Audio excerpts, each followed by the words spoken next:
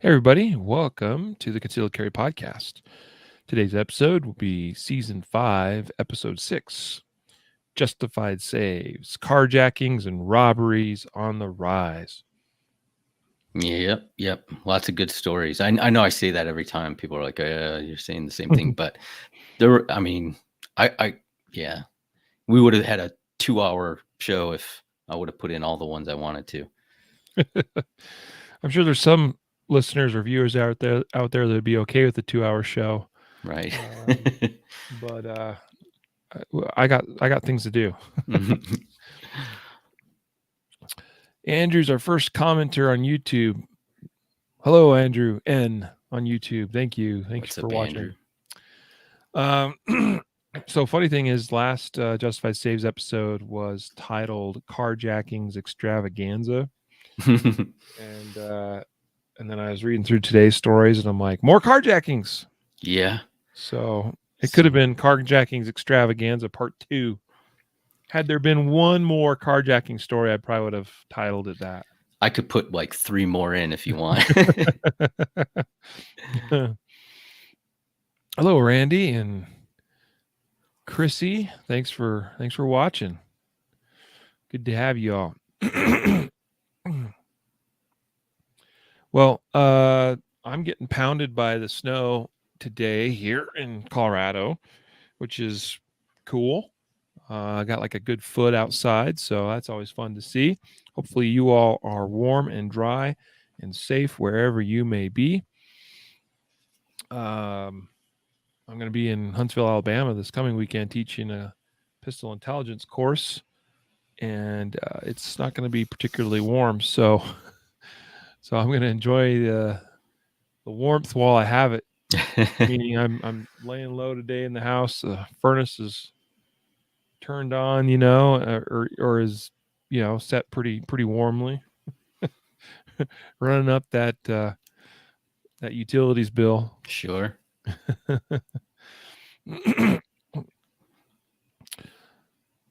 Hello, Paul and Facebook user. That means they're watching from our Guardian Nation members group. Whoever this is says, one by my house less than a week ago, and they live in the boonies. Yeah, it's not just big city carjackings. It's all over the place. Yeah, that is the truth. That is the truth. Andrew says New Orleans carjackings gone up in his neighborhood. Yeah. Yep. Well, I think it's safe to say they're up all over the place. Yeah. Amazing wherever numbers. You may be. Amazing numbers. Cool. Well, let's begin the recorded portion of today's show. Got a good number of you all here watching today. Thanks for tuning in.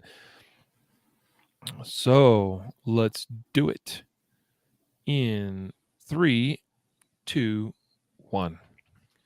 This is the Concealed Carry Podcast, Season 5, Episode 6.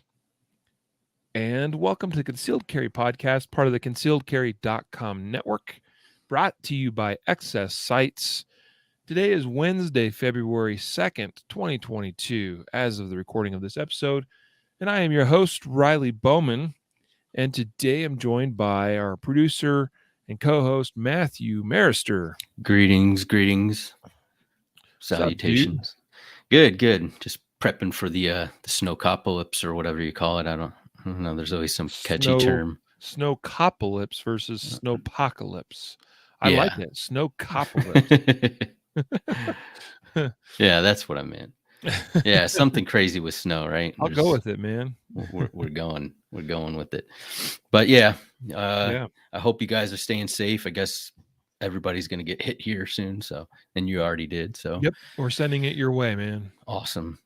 Didn't like the Northeast get pounded this last weekend? Pretty good. Yeah. I'm guessing some of those folks are going to get some more from this system moving its way east across the country.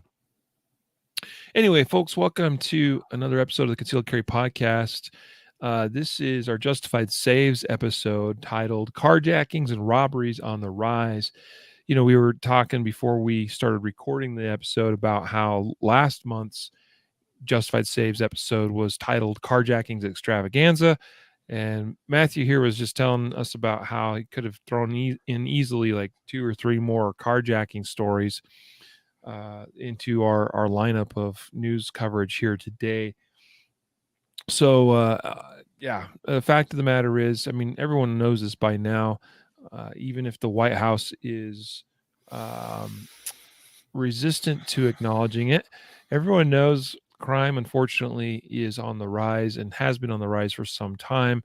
Violent crime, theft crime, whatever, you name it, is all much worse. And I was actually just reading this morning in the news, Matthew, about how deaths from drug overdoses in 2021, I think it was 20, maybe it was talking 2020, but I think it was 2021, if I recall, was over 100,000 people that died from drug overdoses. That was up from the previous year by basically 30,000 people. That's the times we are in are really rough times. You know, this whole COVID business, everyone talks about COVID-19 and the effects of COVID-19 on, you know, as far as we've all known people have been affected by COVID-19 directly, people that have passed away from COVID-19. But you can't overlook the fact that the other repercussions, whether it be of the actual virus, but perhaps more so of the policy surrounding it, lockdowns, quarantines, businesses shut down, lack of production, shortages in food and other commodities and supplies. A friend of mine just posted a photo today from his local Home Depot showing the lack of product on the shelves for like roof repair and stuff. And just all the point of the matter is these are interesting times we are in. And I think there's this general frustration, anxiety, and angst that has permeated throughout our society, combined with a lack of prosecutions of violent criminals. You see where I'm going? Mm-hmm. It's rough, man. It's rough. And it's all the more reason why I am even more passionate and more committed to making sure that I myself and those that I am responsible for and or those that I am responsible for teaching, that I do everything I can to help them, you, whoever you are, be a little bit more prepared for the dangers that surround us, essentially. And they are more than just a man with a gun threatening us. There are many things out there. I hope that you not only are prepared yourself as far as you're carrying a gun and doing it legally and being tuned into the laws, but also that you're prepared financially and provisionally, because things are crazy. Yeah. Anyway, guys, today's episode is sponsored by CCW Safe. CCW Safe is our sponsor partner that we've been with now for some time, and I am proud of our association with CCW Safe. I've been an Ultimate member now for a few years. I truly believe it is the best product out there for self-defense. We're not going to use the word insurance because it's not a true insurance, but it is a self-defense coverage plan, primarily focused around providing you the legal resources for the aftermath of any violent encounters that you find yourself in having to defend yourself within. So guys, consider CCW Safe for your self-defense coverage by going to ccwsafe.com and using the coupon code or discount code or whatever you want to call it. That is CC Podcast to save you 10%. All right. And then also Guardian Nation members, you guys should know that you save 20% with your own special discount code available in the members area dashboard thingy, that place. Log into the site and sign in and look up your discount code. Make sure you're taking advantage of that 20% discount, which I believe is the highest discount that you can get anywhere with respect to CCW Safe. And whether you go with the Ultimate plan like I did or with their Protector or Defender plans, which are also very reasonably priced but offer amazing coverage, just know that you will be covered by the best in the industry. Again, ccwsafe.com. very appropriate they sponsor the Justified Saves episode here today because of the topic and the various things that we will talk about and discuss. A number of people here that likely need CCW Safe and or wish they had CCW Safe, and hopefully some of these had or have CCW Safe and we just don't know it and are making use of it. Also, today's episode sponsor is Gunfighter Gun Oil. I've been using Gunfighter Gun Oil for some time now, and I'll just share with you that this last weekend I was teaching a class in San Antonio, Texas, a 2-day course down there. It was quite cold. Each morning we started, it was below freezing. I think one morning was like 23 degrees, and the other morning was like 27 degrees. And, sometimes that causes some guns to have problems. If they're not well lubricated, or they're lubricated with the wrong stuff, and that lubrication has gotten thicker due to the temperature change. Well, what I can tell you is I had no problems with my guns running in that cold below zero, or below freezing, below 0 Celsius, that is, right? That below freezing temperature, I had no problems because I was running Gunfighter Gun Oil. I didn't even clean my guns. It's one of those things I show up to a class and I'm like, dang, I don't remember the last time I cleaned this thing. I probably should have cleaned it, but you know what? I'm just going to throw some Gunfighter Gun Oil on it. I also use their grease product as well in parts of my guns where I prefer grease versus oil. Why grease versus oil? Places where I don't want it to run. And so, use both products. Proud to be associated and affiliated with Gunfighter Gun Oil. Go to gunfighteroil.com. Pick yourself up some Gunfighter Gun Oil today. All right. So tested, confirmed, good for cold climates. Sometimes a question people want to know about. I'll be at another class this coming weekend in Alabama where it's also expected to be cold. So be another test for Gunfighter Gun Oil.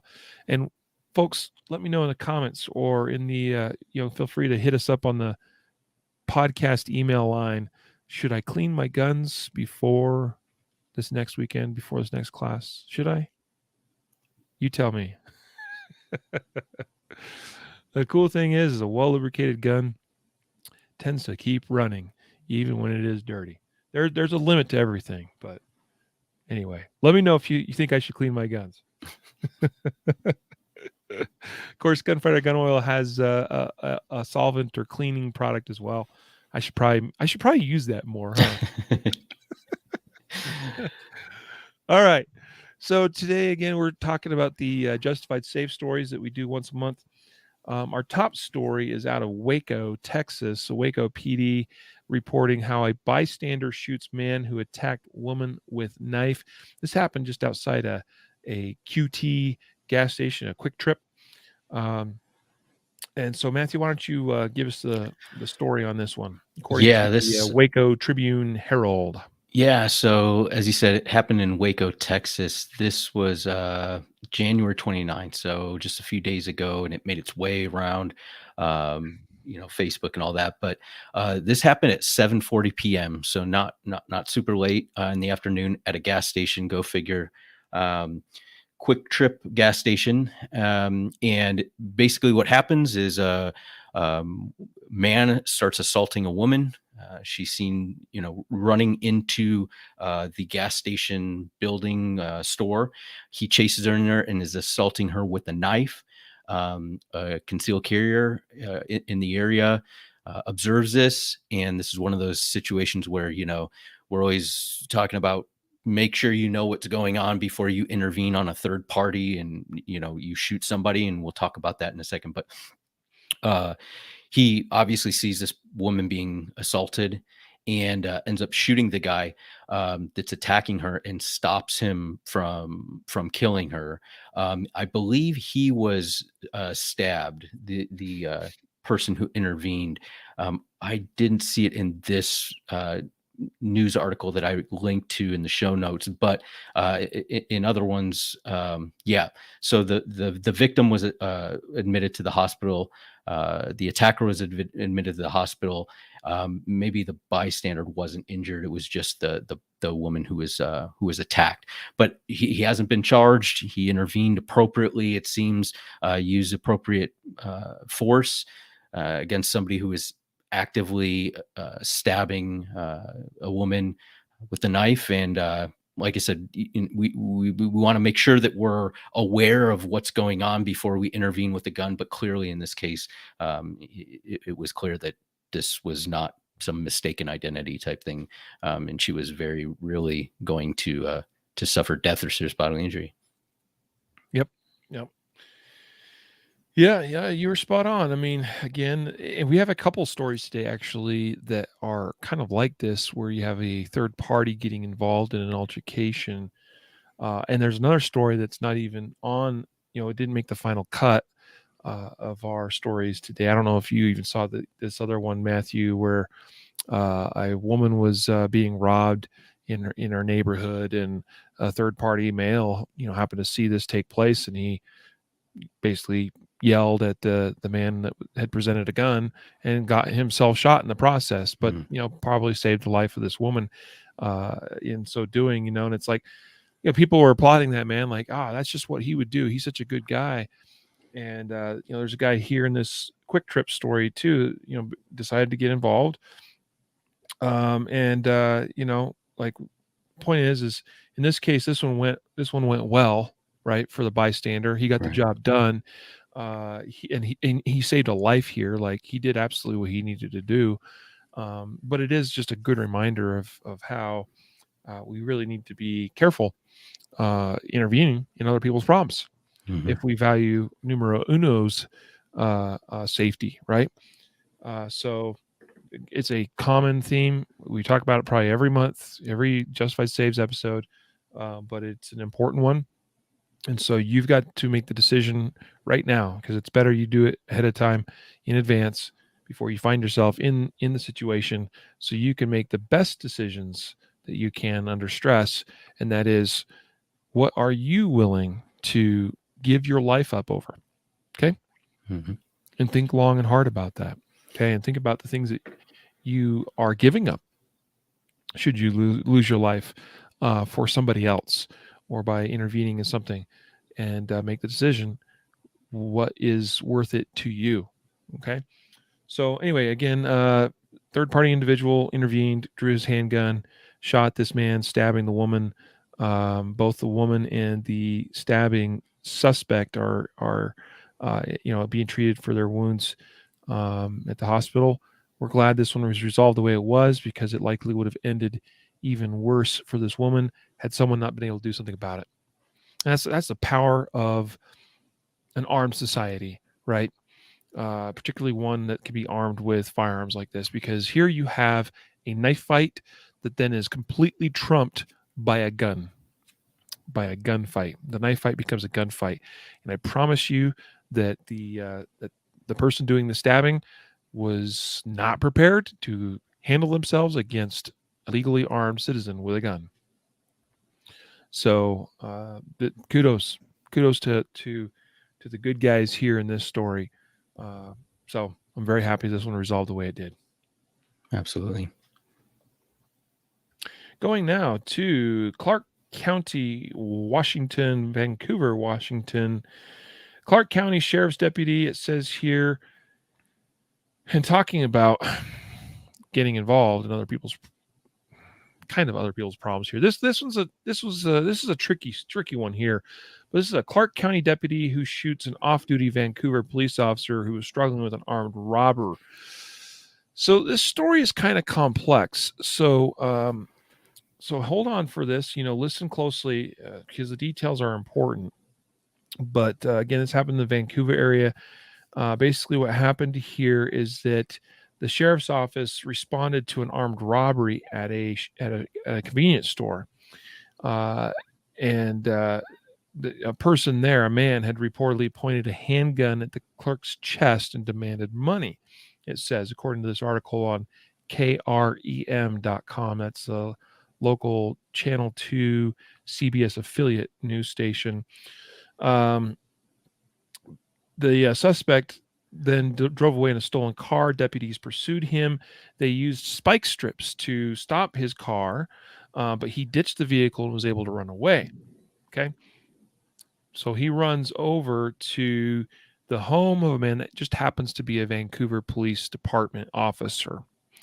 A woman there, presumably the wife, because she refers to the man involved here as her husband, she calls 911 to report that a man who happened to match the description of the robbery suspect had pounded on her front door and said he had just been involved in a crash. Please keep in mind, this is not the first time this sort of tactic has been used. I'm reminded of a student of mine that came through a class a few years ago who had, in that case, actually a naked man, or I think he was actually totally stark buck naked, had actually come to her door of her home, knocked on it in the middle of the night, said he would, gave her this crazy sounding story. And I apologize for if there's any background noise here. My furnace is kicking on and it's cold, so we got to let that thing run for the family that's upstairs. But in that case, this woman and her husband, this former student of mine, I say former because I haven't seen her in a couple of years, but she, they were very reticent to allowing that man to gain entry into their home because they weren't sure if what he was telling was true. That was probably wise, right? It turned out that his story was true. But in this case, you have a armed robbery suspect pursued by police, stopped with spike strips, runs away, goes to this home, who happens to be the home of a police officer, pounds on the door and says he's been involved in a crash.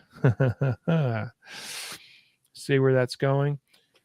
So apparently her husband, Donald Sahota, who was an armed off-duty Vancouver police officer, he either picked up on what was going on or he had gotten word of what was going on, that there was a suspect in the area.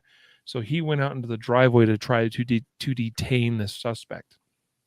Unfortunately, that did not go smoothly because the suspect in a struggle caused Officer Sahota to lose control of his firearm, and then he proceeded to stab Officer Sahota with a knife multiple times. Says that Donald Sahota received several stab wounds. I saw another story too where it mentioned how some of those wounds were in the chest.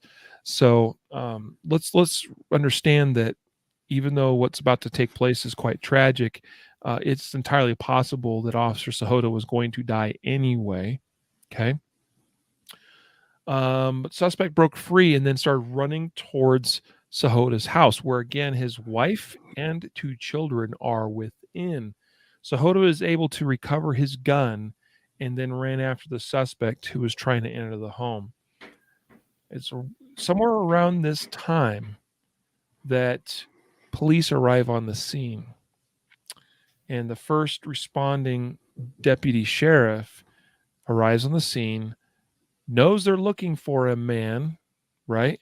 A man that they know at least previously had a gun because he had used a gun in an armed robbery earlier that night in a call that they had responded to. So they arrive in front of the Sahota's home, see a man with a gun. This responding deputy grabs his patrol rifle and then fires shots, which happen to be fired at Officer Sahota because he's the one that's holding a gun in his hand. And he's an off-duty police officer. Sahota collapsed on his front porch before officers were able to determine and or realize who he was. And then, in fact, he was the good guy, the owner of the home, and a police officer. Then the suspect was surrendered and taken into custody. So this is a terrible, terrible tragedy of an incident. But unfortunately, it's not the first time it's occurred, and it won't be the last one probably either. My mind immediately goes, Matthew, to the incident here in Old Town, Arvada, Colorado. We had the Good Samaritan concealed carrier that stopped that active shooter. Right. In the process, got himself shot by responding authorities. So this obviously is a concern, and it's a topic we've talked about and broken down before, as far as maybe what can we do or should we do or what should we be able to do to hopefully prevent this sort of thing from occurring. That's the details of this story. What's your take on it? Yeah, I mean, you set it up perfectly. There's a couple points where, when we're looking back, we see, we harp on this for anybody. Don't leave your don't open the door to somebody who says, "Hey, I need to come in. I'm my car broke down, or I was in a wreck." Like, have a Ring doorbell or some way that you can communicate with somebody, even if it's just talking through the door. Hey, I'll call the police for you. I'm not opening the door. That's number one. Number two, we harp on this. Don't leave your home to go. I get it. Like, this is he's a police officer. He's, plain clothes off duty. Maybe has that drive of like, hey, I'm going to help out the PD or the sheriff's department. But even in this case, we see, like, don't leave your home, because you don't know how many people are out there, or what their motivation is, or how motivated they are to harm you. He leaves the home armed with a firearm, and we just saw how a guy with a knife was shot by a concealed carrier with a gun, and that was a disparate. The force was of the firearm was good. He probably had distance and was able to utilize the gun effectively, but he went out in order to detain somebody. Armed with a handgun. Guy was armed with a knife. Maybe he didn't know he had a knife, whatever the case was, but he ends up getting in a physical confrontation trying to defend this guy. And we have to remember, like, especially for officers, you don't have the same tools with you that you do when you're on duty, right? You don't have cuffs, you don't have a radio, you don't have other options. It's just you, and you may not have that duty holster that allows you to go hands-on with suspects and fight, and have some security in that firearm being holstered. If you go out there and you have it in, even an IWB holster, who knows if he had it in a holster at all, he might have just grabbed it and gone out there, and now you're in a fight. What do you do with your handgun?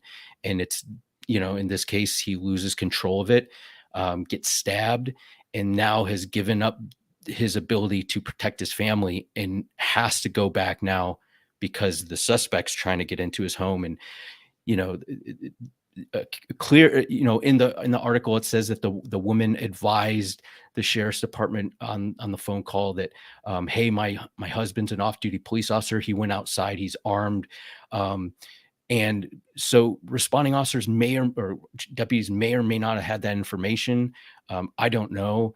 On one hand, you're like, if they had that information, having some more discretion in, hey, let me make sure that this isn't that off-duty officer that they, but maybe timing wise, they didn't get that information. Clearly, it's reasonable for an officer arriving on scene of a guy who, just robbed a convenience store, fled. He was armed with a gun.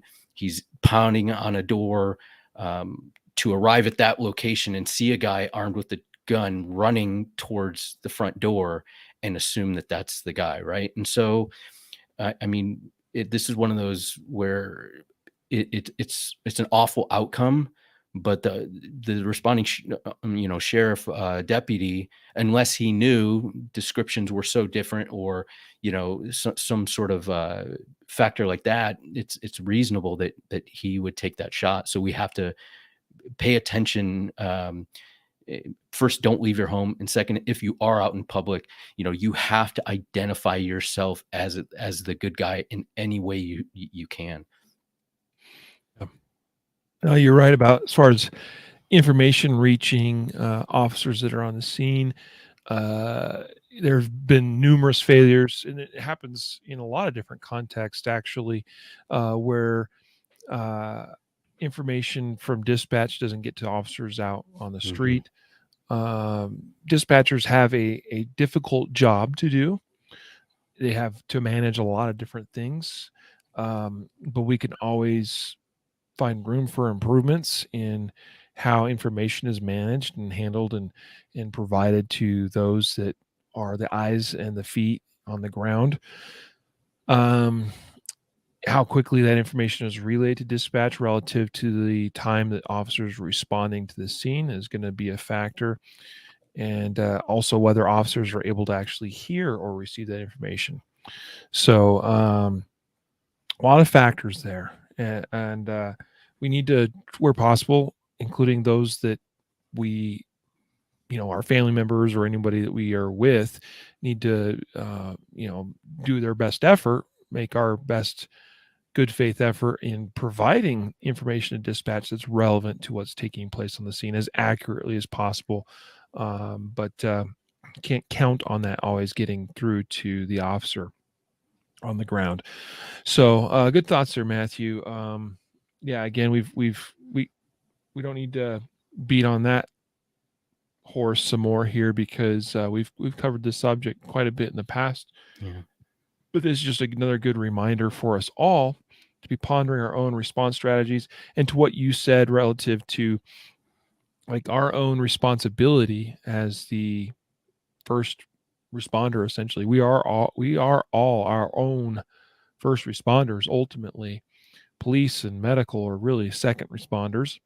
Um, it, we, we need to really be super aware of the situation and the environment as it's developing, and do our absolute best to being aware when law enforcement and other responders are showing up to the scene, because that will allow us to, we can't, if we have the attitude that we're not assuming that they will know who I am, then at least I can take actions to ensure that as soon as I realize they are showing up on scene, I I take actions that make it clear that I am not a threat and that I am not the person they are after. Mm-hmm. So anyway, let's see. Next up, we've got a story here. It's loading. Cincinnati.com. Shooter in road rage homicide called 911 and said he shot in self-defense. This is unfortunately another thing that we're seeing more and more examples of. And these are the kinds of things I really hate to see, because this is America, y'all. This is America. And like, I'm a big proponent of the Second Amendment and think we should all be able to just carry whatever guns we want around with us, permit or not. But here's the thing: with rights come great responsibilities. And by golly, there are people out there that are not being responsible. And it's going to cause problems for the rest of us if we can't be smarter than some of the people out there. This story doesn't look so good. Matthew, why don't you tell us what went down there in the Cincinnati area? Yeah, this happened Friday night, January 24th. Two vehicles on the freeway. People reported that they saw two vehicles racing down the freeway. It apparently, obviously, is a road rage thing. They end up either making contact or having some sort of, fender bender, or both exit the freeway and stop on the side of the road. As you would suspect, one person stays in their car, the other one gets out, starts banging on the window of the one driver's vehicle. This person tries to open up the door, as you would imagine, and the person inside the vehicle fears for their life, their safety. This person's aggressively trying to assault them or pull them out of the vehicle or get into their vehicle, and shoots them. The person dies, who is outside his vehicle. And so the person calls 911 right away. Both of these men, by the way, have, at least in the story, another person in the car, their wife. It doesn't say anything about children in the car, but at least one other person. So not only are they not concerned with their own safety, the safety of their families, but all the other people who are on the road while they're racing and trying to one up each other because somebody cut somebody off or gave them the finger. Who knows what it was, right? And so right now, the person who did the shooting, he's not under arrest. They are saying that, apparently there was enough, at least from what was gathered from witnesses, that yes, what happened, how this person, characterized the attack on him before he shot. Who knows, what will happen? I don't want to speculate if he would be arrested or not, but he hasn't. And this is one of those things where, man, just like you said, Riley, like, look, if you have to shoot somebody, make sure that you shoot them, right? Like if that's the only way to survive, of course. But this is one of those things that was completely avoidable. And at least from what we know, right? These vehicles were racing each other or in pursuit of one another. Come on, drive to a safe place, drive to a location, drive to a police department, get on the phone before you shoot somebody. Hey, let's say this guy who shot the other person had nothing to do with this, was trying to avoid it. Get on the phone before you shoot somebody, call the police, say, hey, I'm being followed by this car. He's chasing me. They're trying to ride me out, run me off the road. Google or whatever maps you use to get to a police department or a station, or say, where can I meet a officer? They'll give you a location. Hey, dispatch an officer to this, gas station that the exit you're coming up on, and meet the officer there, right? Like there's other ways to handle this other than getting off the freeway and shooting somebody who's now attacking you in your vehicle, and potentially you could have driven away, right? Like, yep. I don't know. We now in Ohio don't have stand your ground, or we do have stand your ground. We don't have a duty to retreat. Imagine this person trying to defend themselves and saying, I acted in self-defense, if Ohio still had duty to retreat and saying, hey, we have to factor in the fact that you could have driven away before using. Not saying that would have changed it. I'm just saying it's something that would have definitely gone into the calculus of this. Mm-hmm. Yeah, well stated. The details we have here in the story is that this other man, that according to the person that pulled the trigger, who suddenly stopped in front of him and reversed into him, and they collided. Okay, that's not cool. That's a big problem. Mm-hmm. But when they say this other man was trying to open his door and pounded on his window, that's justification for self-defense? Like, really? Like, I know there's probably some people out there who disagree with that, but I'm sorry, like, you got to put this into context. Now, to be fair, there has not been a ruling or a determination made yet in this case as right. to the shooter, the trigger presser here, being charged with anything. But I'm just gonna say it does not look good. Mm-hmm. I wouldn't want to be that guy, right? Yeah. This is problematic for sure. If he gets away with this, he's lucky at the very best. And it would not surprise me one bit. In fact, I am expecting to see some charges filed in this case. So the whole driving thing, road raging, all of that, like, this is one of the areas that is so important, but yet is so difficult for so many people to practice the idea of avoidance and or de-escalation. Okay. And I know that there are sometimes incidents that occur that are completely out of your control, where the other person, no matter what you do, doesn't allow you to de-escalate or avoid some kind of conflict with them. So totally understand that those kinds of things exist. But by and large, most road rage incidents I come across and see in the news and see videos of are avoidable in some way. Okay. Now, well, they ran my car, and that was justification because that's assault with a deadly weapon. Yeah, I don't know. Like that's sometimes it depends on the severity of that. Obviously, it depends on the specific circumstances of that incident. But to then say that, well, they were at my window pounding on it, trying to open my door, and so I shot him, like that. That's not the same thing as, yeah, he just rammed you, but that part of the incident's over. Now it's moved on to something else entirely.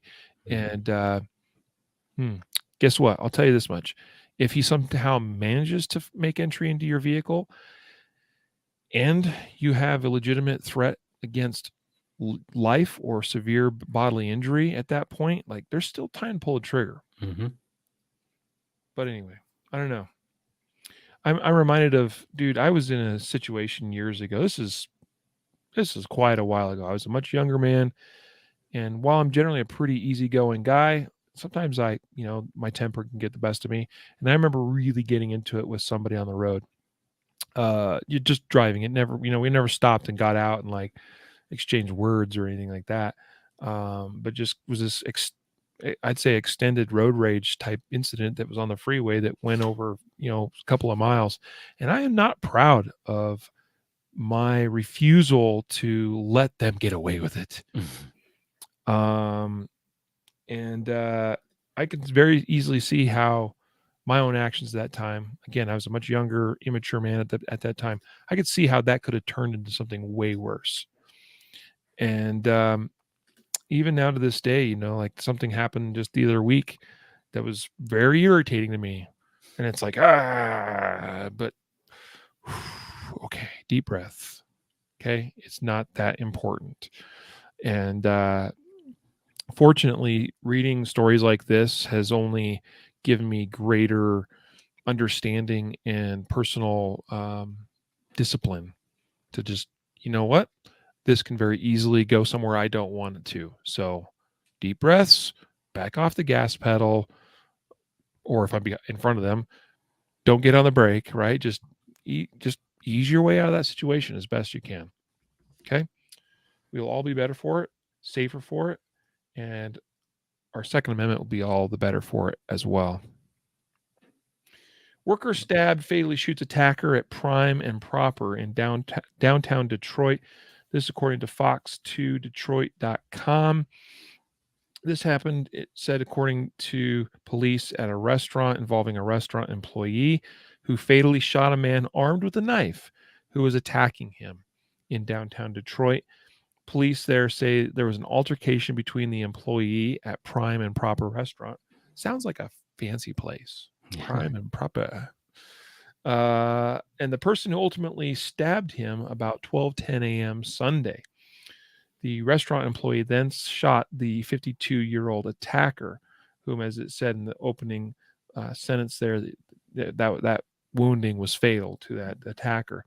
The stabbing victim is in stable condition. No other injuries have been reported. So good on this man for, number one, carrying his gun, and number two, being able and willing to use it in it. This is a very legitimate self-defense story. This is actually our first story from our category of actual justified saves. We did lead off with the story out of Waco earlier that also applied.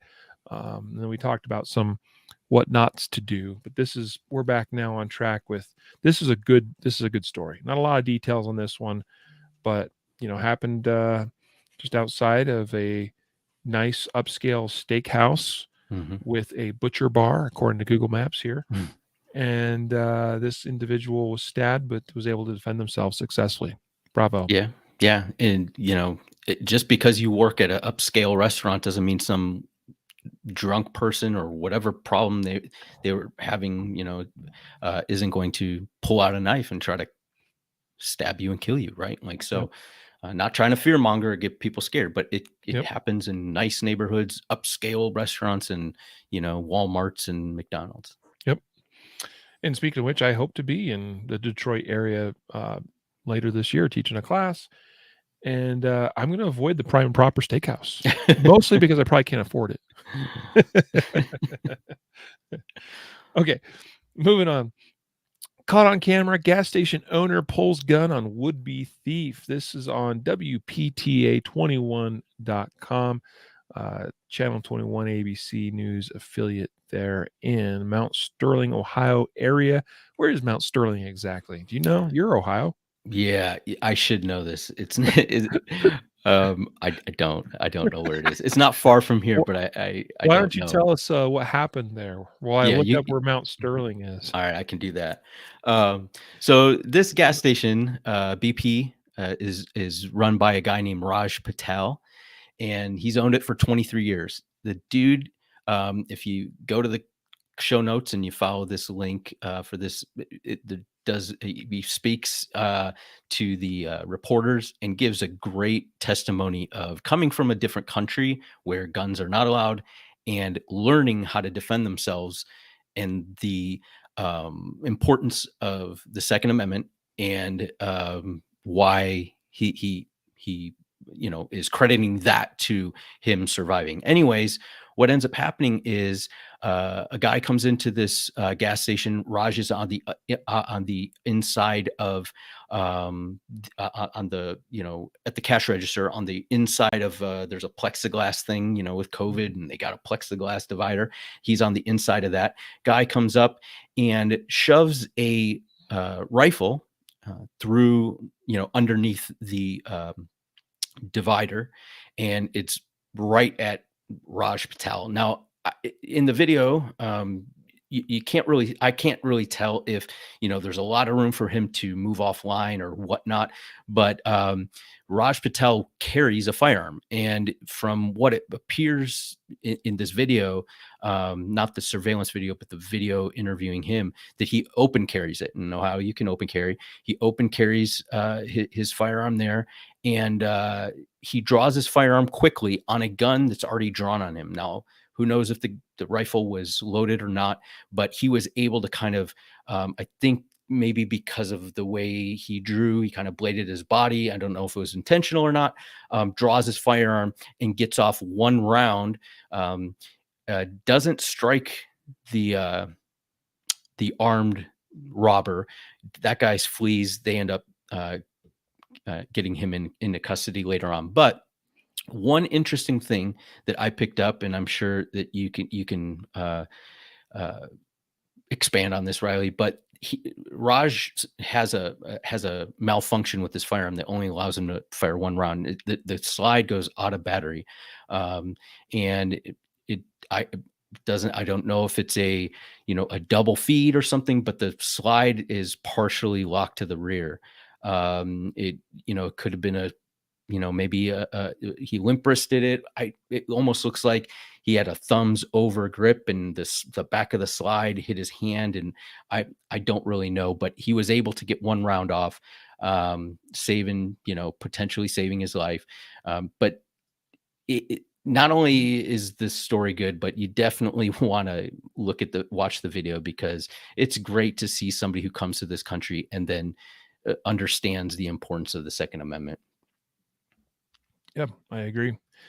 This is a good one. And of course, links to all of the stories that we discuss in this podcast are included in the show notes of this episode once it is officially published out there in the podcast feed. I completely agree that it's a malfunction that occurred here, and I absolutely think it was his support hand thumb that went over the back of his firing hand and obstructed the slide from going all the way to the rear, so failed to probably fully extract the cartridge case out of the gun. And so, yeah, that's a problem, obviously. If he needed to use more shots, then he would have been in a bit of a pickle. But fortunately for him, the one shot was all that was necessary. And they got that man on the move and out of there. So it really is like, it's worthwhile to go watch the news report here, watch the interview with Mr. Patel, and hear his perspective. So I enjoyed that as well. You hit on all the same things. Just hey, I obviously came from a different country, and I'm so I just got this sense that I'm proud of American now. I have gun. I defend myself, and awesome. Good for you, dude. Proud of you. Yeah. Next story, Fox 29, Philadelphia. Store worker shoots suspect during robbery in Wissinoming, police say. Apparently Wissinoming's a neighborhood or part of Philadelphia, I'm going to guess. I think I'd heard about it here once upon a time, but forgot. I get a kick out of some of the little town and township names in different places out east, because they're a lot more creative than they are out here in the West, I think. Oh, by the way, Matthew, Mount Sterling, Ohio is like 20 miles southwest of Columbus. So yeah, there you go. I know it's close by. I should know. I apologize, those from Mount Sterling. Yep. Philadelphia store worker who police say was shot during an armed robbery was able to return fire, wounding one of the suspects. The store clerk, a 32-year-old woman, is now hospitalized in critical condition after she was shot as many as 3 times. Another report I saw said 4 times. The incident occurred just before 4 a.m. Tuesday morning inside of a store in Philadelphia's Wissinoming neighborhood. This is a small store that's open 24/7. There's quite a bit of footage of it in the new video news report that's included in this story, again on fox29.com. And basically, the story went down is that you had 2 suspects that entered into the store, both armed.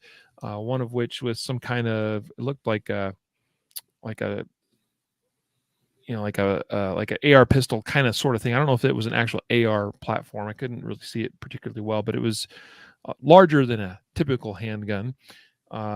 He goes in, takes the lead, goes behind the counter of this shop where apparently there's like a sofa there, and one of the store clerks was just hanging out on the sofa. There's another clerk I think who was working there at the time as well, and so they're just trying to read the situation, diffuse it, whatever. But the clerk sitting on the sofa immediately came out with a handgun and shot at the suspects, particularly hitting one of them several times, who then later self-reported to Temple University Hospital.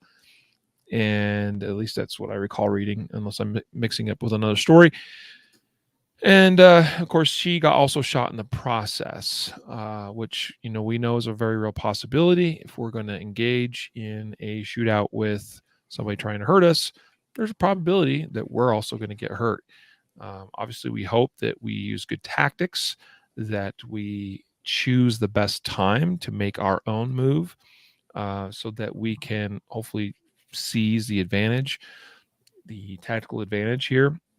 I would say, there's just a little bit of surveillance video you can watch on this one, and whether the woman chose the best time to make her move is definitely debatable, I think, in this instance. But it is what it is. Fortunately, she was armed and able to return fire, and it saved the life of the other person in the store for sure. Now, the other thing here that's interesting, and I caught this in a couple of different spots in the reporting on this story, Matthew, is it kept referring to the gun that the clerk used as being like the one clerk said it's the gun we keep in the store, Mhm. and then it was referred to a couple other times as belonging to the store, Mhm. which is an interesting choice of words. So, and I suspect that this is probably a thing out there. That there are probably stores, gas stations, convenience stores, and the like that may very well have guns that are tucked away in places for use by some of their clerks. And if you're listening to this podcast and that happens to describe you, you might want to review the laws as respect to guns and who purchases them and who possesses them, and how they are used and stored. I mean, just want to check up on that, especially for your particular local jurisdiction. But when I hear something like that, it's like, that's curious. So, but anyway, I'm glad she was able to defend herself, because guess what? I think some of those laws are dumb anyway. Yeah. And the fact that this woman was able to defend herself, bravo to her. And I think she did the right thing. Maybe, could have cleaned up the tactics part of it a little bit better, but we live and we learn, and hopefully, well, really in this case, live. And I hope that she makes a full recovery and gets out of the hospital very soon. Yeah, but part of like you said, the surveillance video is really brief, but part of, I think, why she was able to get shots on, even considering that these guys came in with a firearm that was clearly loaded, and pointed it at her randomly, and the other guy that was in there, was that it seemed as though that she almost knew something was going to happen, because she either had it on her lap or in a purse that was on her lap. I can't really tell, but it was like something was cueing her that, hey, beforehand. And then when she saw the firearm, the bad guy with the firearm, she didn't stand up from the couch. She was still seated at the couch, and then one of the dogs that was there kind of jumped up on the guy with the gun, and she used that time to she just kind of leaned out and started shooting from a seated position. And we don't normally see people shoot from a seated position unless they're in a vehicle, but this is one that we caught on surveillance camera, and it's kind of a unique thing to think about, because we don't typically practice shooting from a seated position. It shouldn't be much more different than standing, but nonetheless, like, it was just kind of a unique thing with this story. Yeah. Makes me wonder if the gun is actually tucked into the cushions of the sofa. Yeah, maybe. I was just thinking about it, like it's 4 a.m. You're working in this 24/7 store. It's probably hard to work in a job like that where maybe you're not getting a lot of traffic, so you're just lounging on the love seat of the sofa or whatever. Because like the next thing I was thinking is, this is a good lesson of just like making sure you don't let your guard down, even though it's very easy and tempting to do so at times. Yeah. And but then I was thinking, well, maybe the gun's actually in the sofa. Yeah, maybe. I could see that. Anyway, be responsible, of course, as I was alluding to earlier, with your firearms. Make sure you understand the laws. I don't want to see anybody get in trouble. We want people to be able to defend themselves, but I don't want to see anybody get in trouble because they violate laws. And it would be unfortunate if for some reason police decide to crack down on this store owner or whatever, because they, for whatever reason, aren't complying with local or state laws with respects to, or federal laws for that matter, with respects to who owns that gun and who's got possession of it and that sort of thing. It's Pennsylvania, so it's perhaps not an issue. I don't know. Just good to consider. Pizza delivery driver shoots armed carjacker in Kensington, police say. This also in the Kensington neighborhood of Philadelphia. So we just covered a robbery there. Now we're covering a carjacking. This one involving a pizza delivery driver. So what went down here, Matthew? Yeah, so this is pretty straightforward as far as these types of things go. This is 7:30 p.m., so not super late. Again, pizza delivery driver, they're very vulnerable, even though most people are paying by credit card or something beforehand, and they're just out there delivering. Apparently, there may be some people still targeting pizza delivery drivers for money, but in this case, it may be just vehicles, because I'll just mention this statistic before I get into the story. Actually, that was a different time, a different story. In that story, they put some statistics as far as how many carjackings.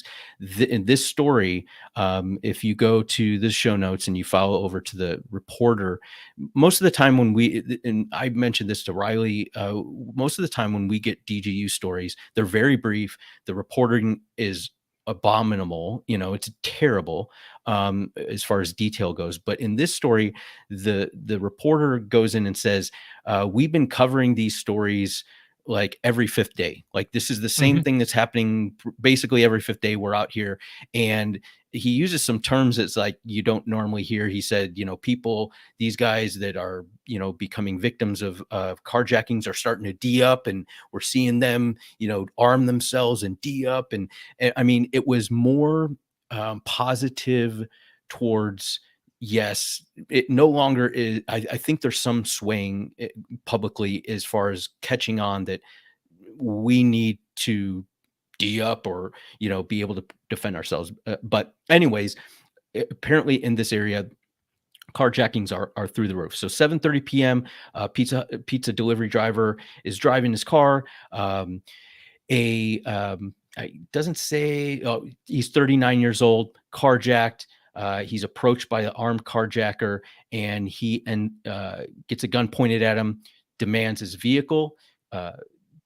Pizza delivery driver pulls out his own firearm, fires multiple rounds, strikes the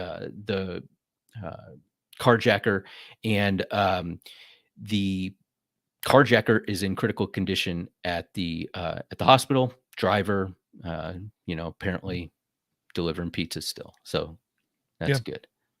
Yeah.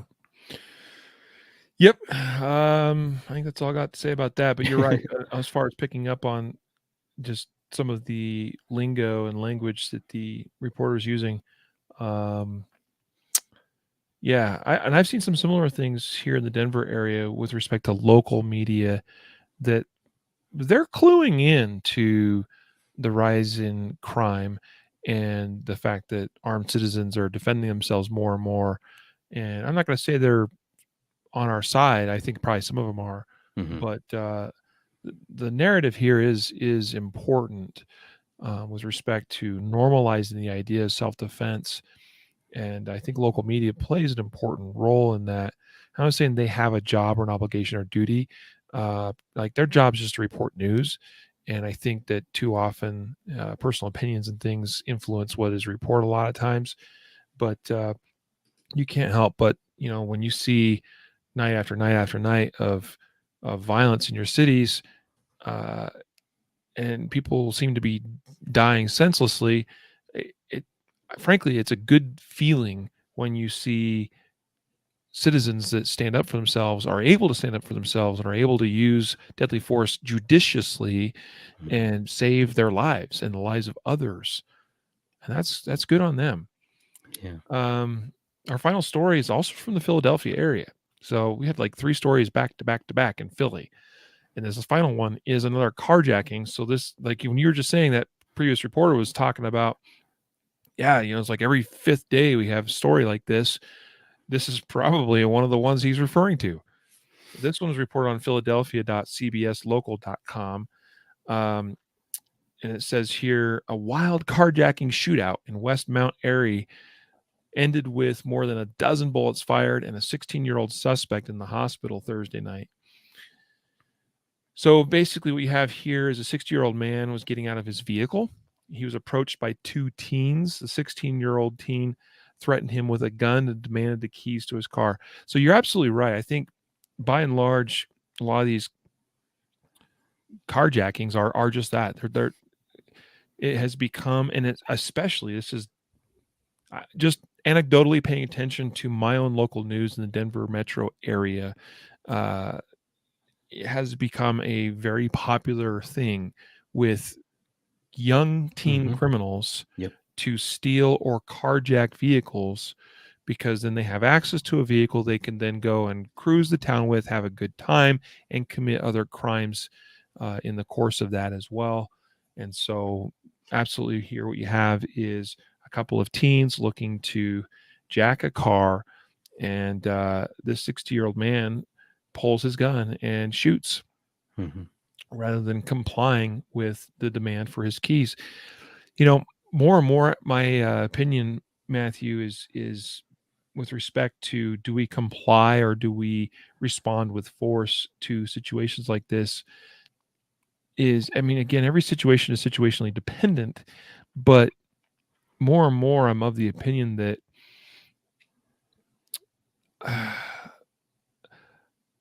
we must be really certain, if we're going to comply and take that course of action, that it's not going to cost us our lives, and that's hard to do. Yeah. But I've been seeing, again, anecdotally, but it feels like I've been seeing more and more stories where people are robbed, and that the perpetrators of those crimes then go ahead and beat, stab, or shoot the victim after they gain their Right. belongings, after they Yeah. take their stuff from them. And so it's just purely a lack of care for life. Uh, don't give a crap. They just want your stuff.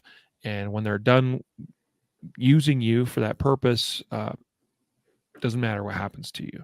So I just came across a similar story, and it wasn't a justified self-defense one. And so it's, I didn't ever bother sharing it with you for purposes of the podcast here, because it didn't apply to the justified saves thing, but was essentially a armed robbery on the street, and the person complied and gave over their stuff, and then they were shot Hmm. cold-blooded. It's like the exit, mic drop strategy. It's like, thank you very much for your stuff, okay, see you later, as they're walking away, pop pop, Hmm. right? So anyway, 60-year-old man draws his gun, shoots. The police say that they know that this incident consisted of 17 shots. At least that's the number of shell casings they found. They know that some of those are from the 60-year-old victim, and that some of them are from the 16-year-old teenage male who was committing the carjacking, who was the one that got shot. The teen was hit twice in the legs and is in critical condition. Again, to those that say, why didn't they just shoot him in the leg? You could still die and end up in critical condition, being shot in the leg. But anyway, I'm glad that this man fought back successfully. I think he did what was right.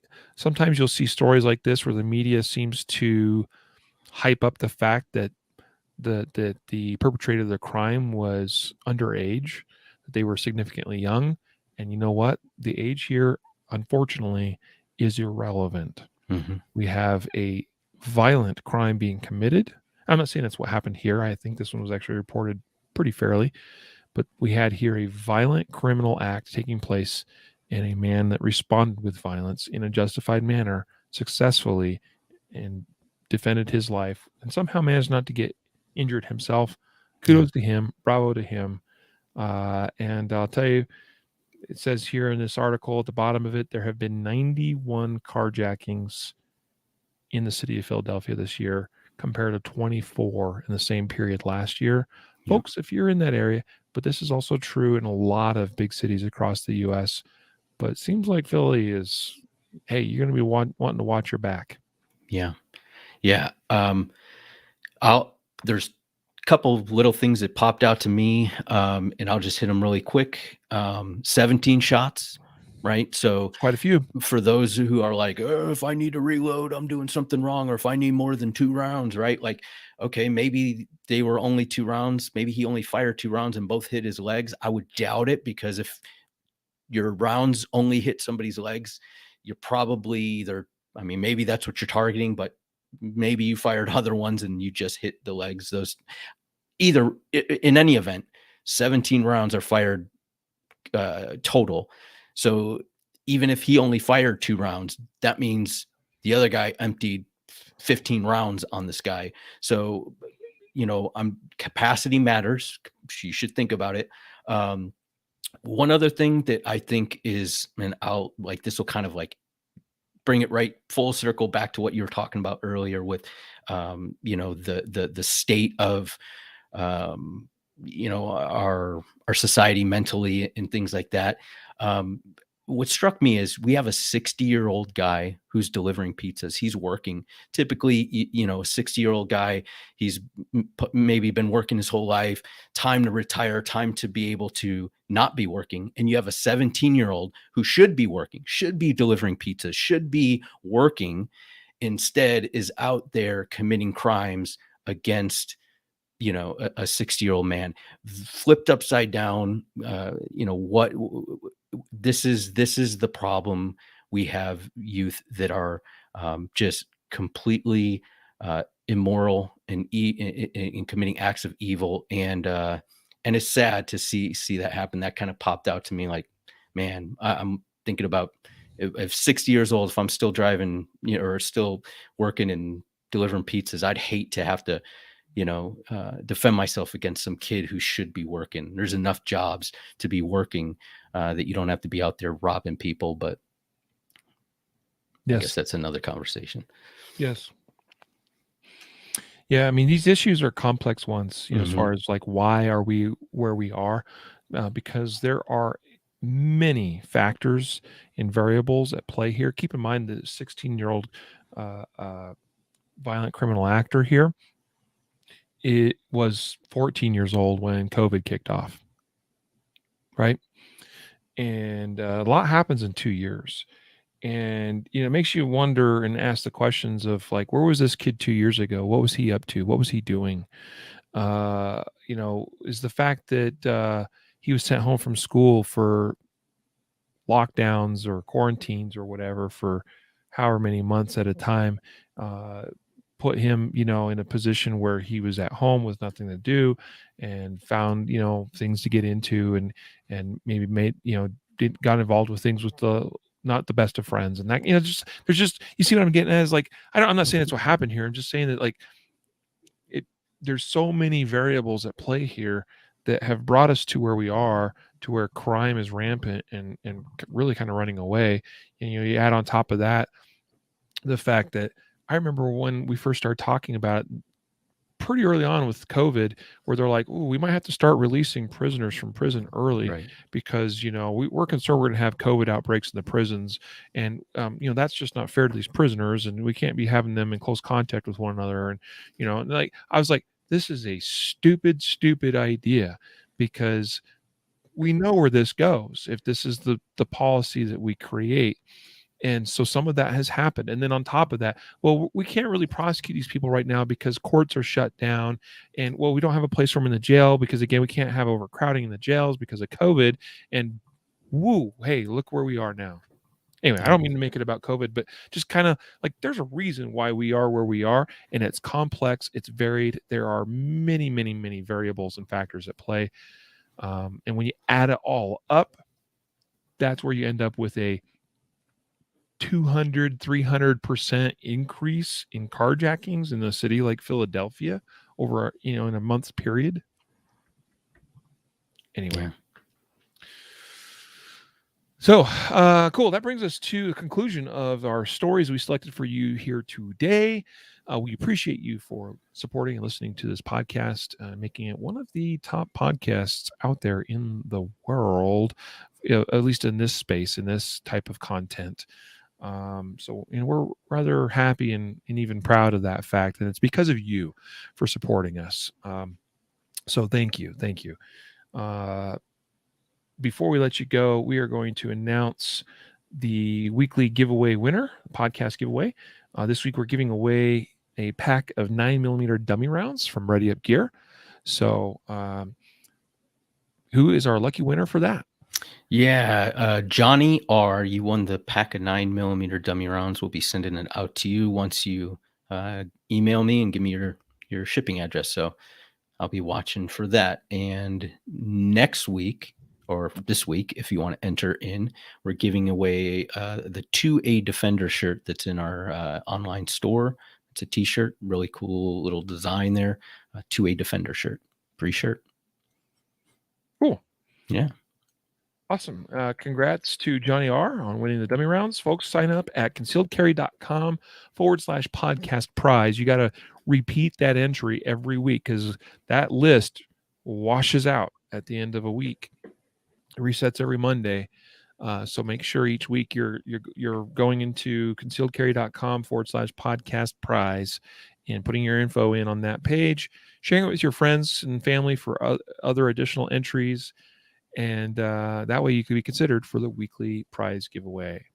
Yep.